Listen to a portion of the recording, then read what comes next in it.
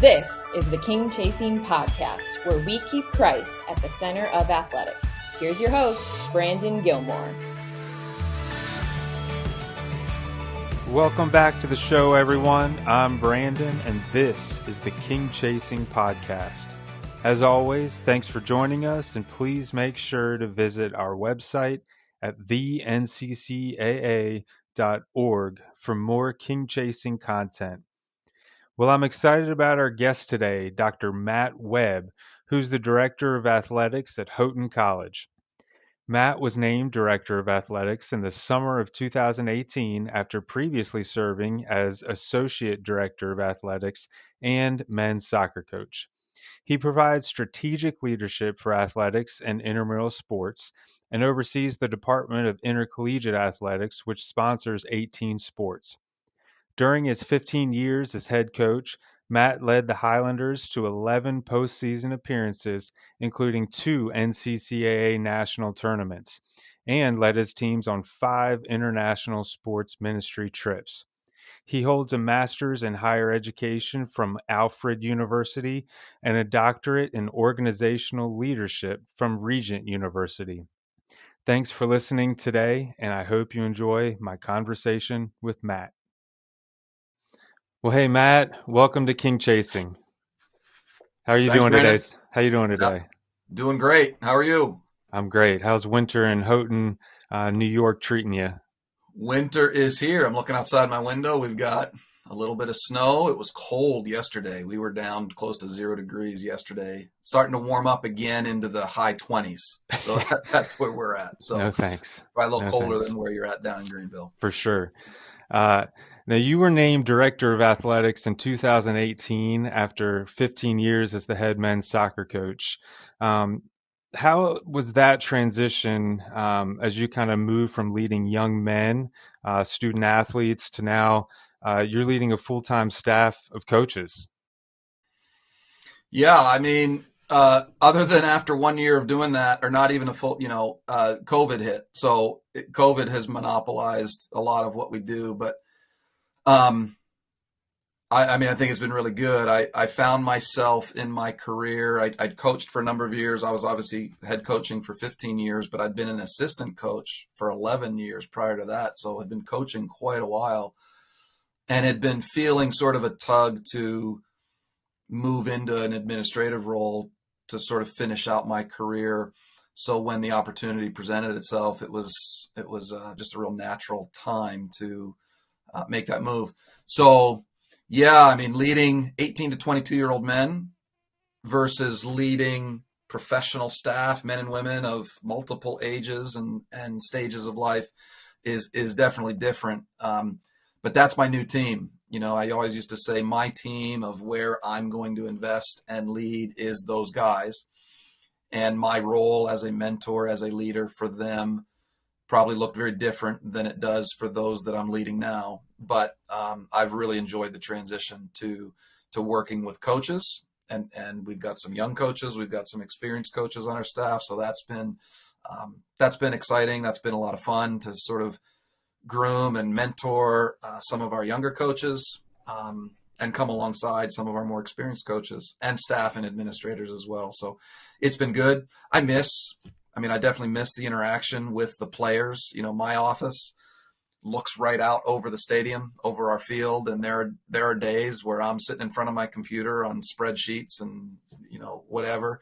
And I look out the window and the team's out there in 70-degree weather. It's nice and sunny and they're playing soccer. And I miss that. I miss the interaction with the guys.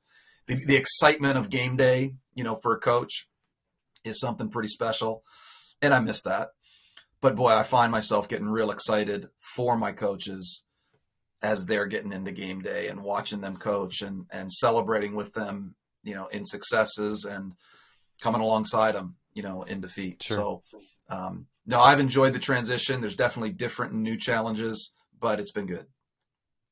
So as Director of Athletics, I'm curious, how do you define a successful year for your athletics program? It's obviously different.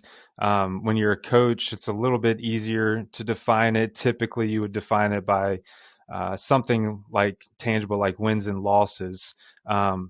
But as a director of athletics, what does success look like for you?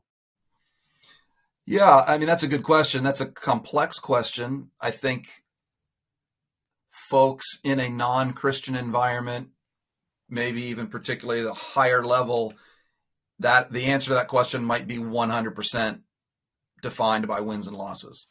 And obviously there's more to winning and losing, but that has to be part of the equation. And we talk about with our staff, and we just got a new president at Houghton just this past year, and my coaches were real curious as to what the new president would feel about athletics.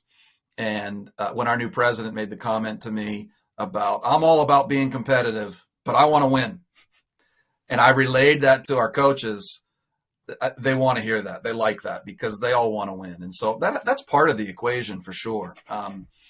We actually finished this past fall in our conference Directors Cup. We finished third in the conference. And I think that's the highest we've been in recent years. Now, that's just for the fall sports. We've still got our winter and spring sports to go through. And so we'll see where we end up at the end of the year. But, we felt pretty good about that move.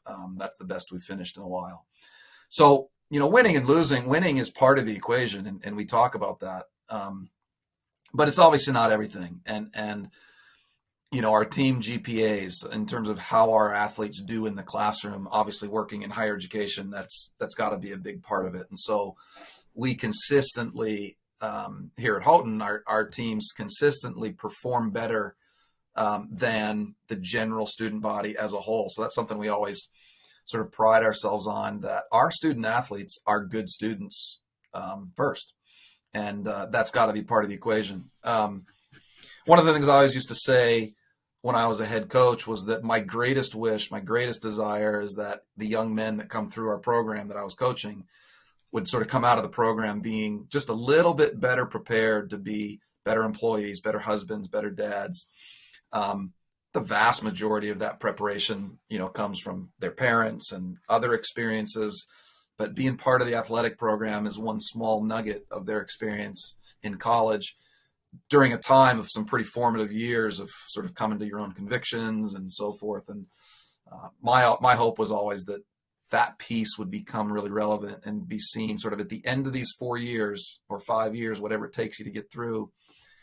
You'll just be a better human being as a result of being part of our program. And then ultimately, Brandon, I mean, our spiritual growth, and, we're going to be talking about king chasing a little bit later, I know. That's our ultimate goal, is to see young men and women, grow closer in their relationship with Christ as part of the athletic context that we're creating. And so the culture, the context in which we're creating is really done in such a way to facilitate that for our student athletes. Within the context of trying to play every game to win it. I mean, if you're not trying to win every game and you're just going out there for kicks and giggles, well, we can do that without running an intercollegiate program. So It's within that context that we're trying to do all those things. And, our hope is that they take away life lessons, conflict management, dealing with disappointment, dealing with success, being disciplined, that being in athletics helps facilitate learning in those areas. So, that's maybe a big answer to it's not a simple answer to how do you define success. It encapsulates sort of all those things, I think. Yeah, that's great. I love that. When you were the men's soccer coach, you worked under the direction of NCCAA Hall of Famer Skip Lord. How important was that in your development as a leader to have someone like Skip to be able to learn under? Yeah. Well, first of all, big shoes to fill. Big shoes to fill for sure. And Skip was a longtime athletic director, longtime administrator, here at Houghton that I had the opportunity to work for a number of years. And so, I learned a lot from Skip. Probably one of the best things is Skip is still in town and still at Houghton, just working in a different capacity. But I would say not a month goes by, probably not weekly, but definitely monthly, where I'm not reaching out to Skip and asking him some questions and, Skip, what should I do with this situation? And there's just a lot of wisdom and insight that he provides still. But he modeled, a lot of things, the ultimate professional, attention to detail. And it's sort of interesting as things evolve or as things come up in my role. I find myself saying, I never thought that would arise. But then I thought, well, I can remember how Skip dealt with something similar to this. And so he's just been a good role model to follow. And I feel very inadequate many, many days to sort of think that I'm filling his shoes and following Skip, because he's a hard act to follow. But he's been such a good example and is super supportive. And the fact that he's still here, I think, is kind of an unusual dynamic probably for a lot of folks to have had that relationship with their previous boss, who's now still there and is just willing to help and do whatever, when I need things. So he's just been a great resource. Yeah. That's great. So sports ministry and character development have long been a hallmark of Houghton's athletic department, something Skip helped build while he was there. When the NCCA's King Chasing program launched in 2021, I know Houghton, yourself, your president, immediately bought into it. What was it about King Chasing that made your administration basically say, we're all in? It was easy. I mean, when I first saw it, the name was sort of catchy. I liked the name that I suspect you came up with, Brandon. But it resonated with me a lot from the perspective of the pursuit of excellence. We talk about being excellent a lot at Houghton. And we actually had shirts made for all of our athletes this past year. And we put on the back of the shirt, perfect unity, which is a phrase that comes right from Scripture. And I really paused and thought a lot about putting that on there. Can we really be perfect in unity? Can we really be excellent? Because we're flawed, we're broken, we're sinners, we're going to make mistakes. And I became more convicted that it wasn't about actually being those things. It's about the pursuit. It's kind of like as Christians, like we're never going to be the perfect Christian. We're never going to be exactly like Christ because we're not Christ.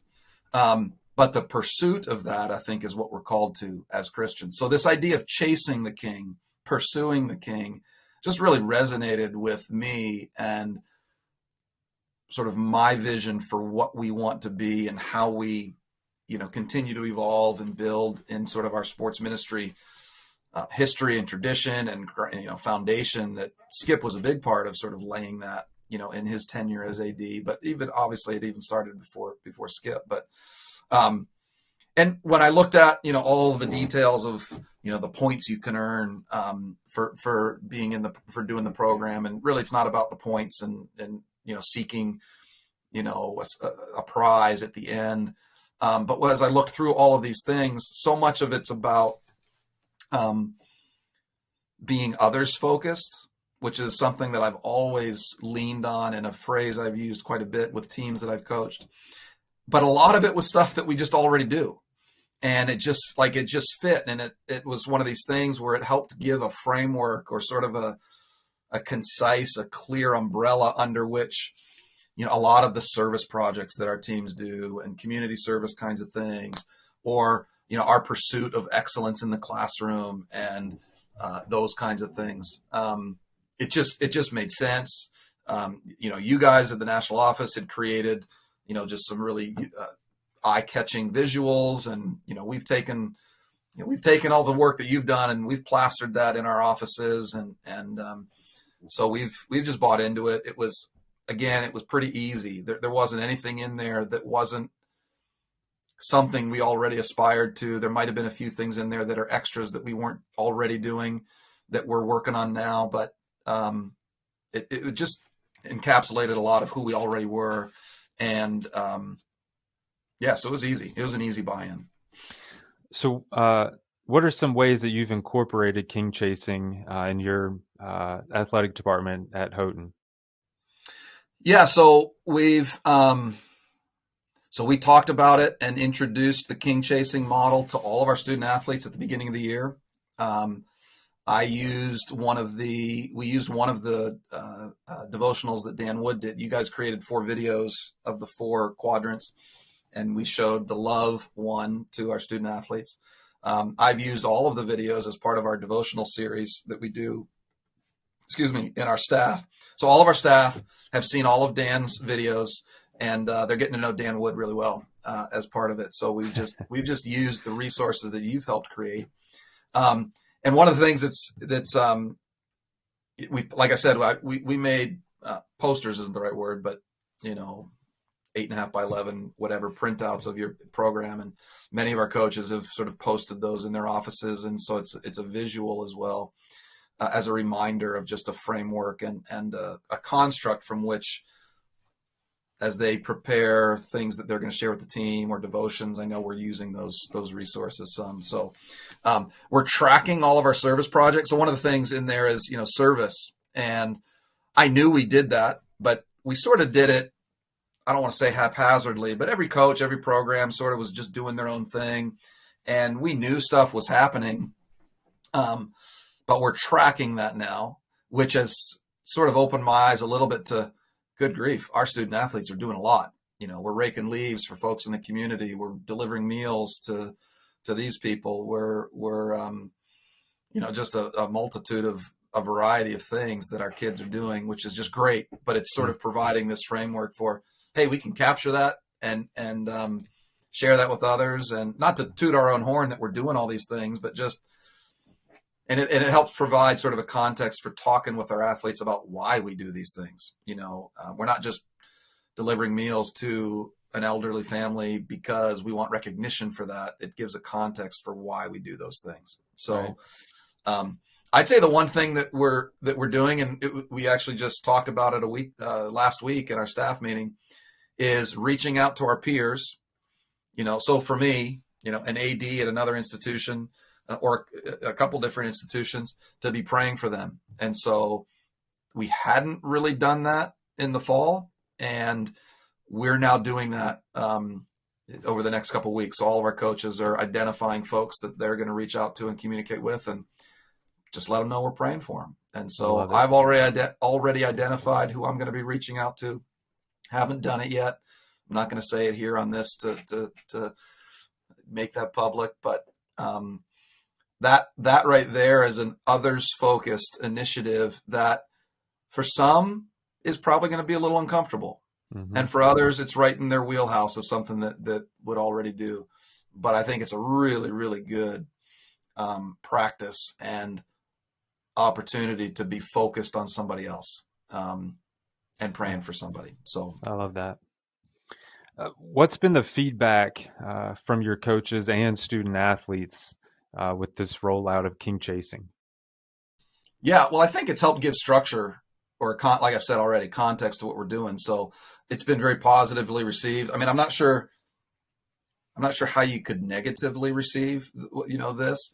I suppose somebody could be critical of the idea that it's a competition and we're earning points for a scholarship, but that's not why we're doing it. I mean, I would just be thrilled at the end of the year to see a whole bunch of institutions have done this, and that would be great. And so I think it's been positively received. Like I said, our coaches have posted it in their offices. Most of them have anyway. And again, it's really more of a reinforcement and maybe even just a support structure for what we're already doing for the most part. And so it just gives more of an emphasis of, this is why we do what we do. Like, this is why being a Christian and in athletics is really, really important. So yeah, it's been positively received. How important do you think it is for Christian colleges to keep their athletic program grounded in faith, whether they utilize king chasing or do it through some other means? Oh, I think it's imperative. I mean, I think probably more so today than ever before. The culture we live in, our society, just presents so many challenges of how to do things, and I think we are called to do things the right way. And I used to talk with our players about the ethics of sport and what society says is okay, but really, is it okay as a Christian? I mean, you were a soccer player, Brandon. I mean, how many times you see the ball goes out of bounds and basketball does this too. And so, the ball goes out of bounds, and there's basketball, for example. There's 5 guys that are pointing, it should be this way. And there's 5 other guys that are pointing, it should be this way. Yep. But I would say 99% of the time, there's somebody on the floor that knows 100% the ball went out on me. Yep. Or I even used to say in soccer, in my early years of coaching, I said, hey, the ball goes out of bounds for a throw-in. Go over and grab it and act like it's ours. Yep. Because it's hard for the official to really see that. That's not always easy to see. There's one official, there's an AR, but it's not always easy to see. But if you act like it's our throw-in, maybe we'll get it. Well, man, I became convicted about that a few years into my coaching. Like, well, that's not right. Like, if you know it went off your foot, don't go grab the ball and pretend that it's ours. I mean, that becomes an issue of integrity and an integral sort of thing, which in the world of sport is totally acceptable, right? Do whatever it takes to win. If you don't get caught, that's acceptable. That's you gained an advantage. And we need to do it differently. We as Christians need to do it the right way. And what the right way is, I suppose there's probably some gray area in certain things, I suppose, but I think, we need to look different. And we talk about that as a program. What does that look like? What does different look like on the soccer field, on the track, on the tennis court? Very practically, what does different look like? The ideas of sports ministry, which is something we're so firmly grounded in, we just see sport as an opportunity to show Christ. God's given all of us different gifts. And so in athletics, for our athletes, he's gifted our kids with the ability to run fast, jump high, skill develop, whatever it is. And playing the game is an opportunity to sort of give back to God. And we had a former coach, he's no longer here, but he used to talk all the time about the field being an altar. And so for a soccer game, for example, for 90 minutes, it's an opportunity to give back to God on the altar what he's gifted you with, your physical abilities. We said too, and this is something from Skip Lord, he used to talk about this, and we continue to talk about it, is every time we play a game, it's an opportunity to represent Christ to those we play with, to those we play against, to those we play in front of. So our teammates, our coaches, those are the ones we're playing with, our opponents, the ones we're playing against, and then who we play in front of, our fans, officials, anyone else who's watching the game. Then at the end of the game, we used to sort of joke about, we want people to come in and play us, and we want to beat the snot out of them in the game. We want to win the game, and we hope our opponent leaves and says, boy, that was a great experience. We just got beat by Houghton College, but man, there was something different about how they did that, and that was just a great experience. And so that's hard to do. I mean, that's not easy to do because, again, we're human, we're weak, we're broken, and do we do everything perfect in every game we play? No. But the idea of king chasing, the pursuit of excellence, we want to be pursuing those things. So I just think today the call and the challenge for higher ed, in higher ed, for Christian higher ed institutions to be grounded and to be Christian is maybe more important now than ever before. That's great. Transitioning to one final question. I know you're a Bills fan. Go Bills! And you let me know you were actually in attendance for their last regular season game. They clinched the division, I believe. Mm-hmm. So I'm curious, how far do you think this team can go this year? Oh, boy. Truthfully.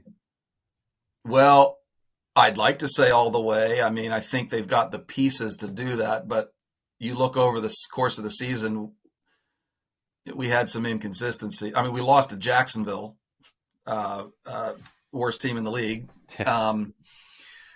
But we finished strong. I mean, last few games we've finished well. Josh Allen he didn't have a great game against the Jets, but they only accumulated a total of, I think, 53 total yards from scrimmage. So didn't have to have a great game to win that game, I suppose. Right. So I think we can. Although it's funny, I was sitting in the stands, and a friend of mine who was at the game with me, we're watching the Patriots game also, and we'd figured, the Patriots have just been our nemesis in the AFC East for years. I think we're the better team this year, but we split with them during the season. They beat us at our place. We beat them up at their place. And that's who we play in the first round. But we were watching all of the results and playing out all the scenarios, and it became apparent that if we win and the Patriots win, we host the Patriots. If we lose and the Patriots lose, I think the scenario was we would have hosted somebody else. Like it turns out it might have been the Raiders or I don't know who we would have hosted. So there was this sense of, and if we win and the Patriots lose, we'd host the Patriots. So we were kind of watching the Patriots. Looks like they're going to lose to the Dolphins. And we're sort of sitting there like, maybe we should throw the game so we don't have to play the Patriots in the first round. So, I think we're the better team. I'm hopeful. You got to beat the Patriots at some point. Anybody, you got to beat good teams. So I guess why not in the first round at home?